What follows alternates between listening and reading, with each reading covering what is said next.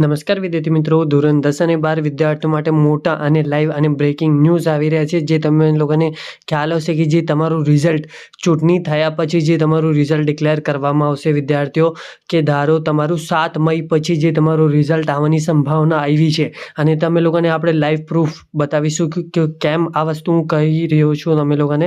તો તમે લોકોને આ વસ્તુ અહીંયા બતાવવામાં આવશે અને વિદ્યાર્થીઓ પ્લીઝ થોડું ઘણું આપણું ચેનલ સપોર્ટ કરો, વિડીયો લાઇક અને શેર કોમેન્ટ કરો. વિદ્યાર્થીઓ તમારે કંઈ પર્સનલ ડાઉટ હોય તો ઇન્સ્ટાગ્રામ પર જઈને મને પૂછી શકો છો, લિંક ડિસ્ક્રિપ્શન બોક્સમાં છે, જઈને ત્યાં બી ફોલો કરો અને વિડીયો લાઇક અને શેર કોમેન્ટ કરો વિદ્યાર્થીઓ.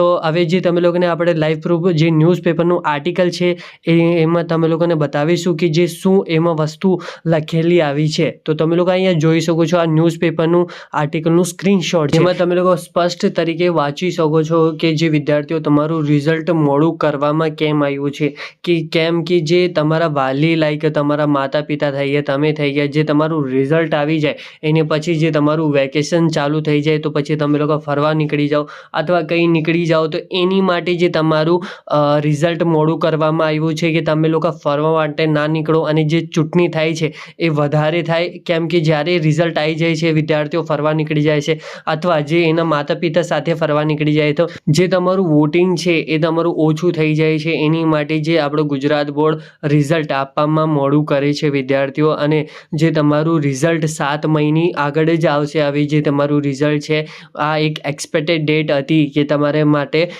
કે જે 7 મઈ પછી રિઝલ્ટ આવી શકે છે અથવા પહેલાં આવી જાય તો આપણા માટે બહુ સારું છે. પણ હમણાં જે ન્યૂઝપેપરનું જે આર્ટિકલ તમે લોકો વાંચી શકો છો એની પ્રમાણે જે આપણું 7 તારીખે ચૂંટણી થવાની છે અને 7 તારીખ પછી જે તમારું રિઝલ્ટ આવવાની સંભાવના આપી છે વિદ્યાર્થીઓ.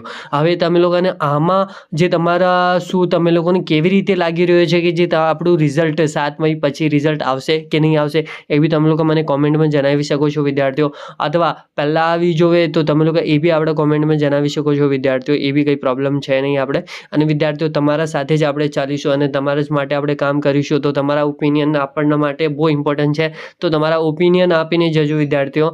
અને વિદ્યાર્થીઓ તમે લોકો આખું સ્ક્રીનશોટ વાંચી લેજો. અને વિદ્યાર્થીઓ તમે લોકોને ખ્યાલ જ હશે કે જે વિદ્યાર્થીઓ તમારું રિઝલ્ટ આવી જશે, જ્યારે લાઈવ થઈ જશે તો આપણને અહીંયા બી તમે લોકોને અપડેટ આપવામાં આવી જશે. તો એ માટે શું કરવાનું રહેશે, આપણું ચેનલ સબસ્ક્રાઈબ કરવાનું રહેશે, જે અહીંયા બેલ આઇકનનો આઇકન દેખાતું હશે જે તમે લોકોને ઓલ પર કરી લેજો, કેમ કે આપણા બધા જ વિડીયોની તમે લોકોને નોટિફિકેશન આવી જાય. અને પ્લીઝ લાઇક શેર કોમેન્ટ કરી દેજો બીજા વિદ્યાર્થીઓમાં, અને ઇન્સ્ટાગ્રામ પર બી જઈને ફોલો કરી લેજો, લિંક ડિસ્ક્રિપ્શનમાં છે, જઈને એકવાર જોઈ લેજો વિદ્યાર્થીઓ. અને thank you for watching my video અને જય હિન્દ વિદ્યાર્થીઓ.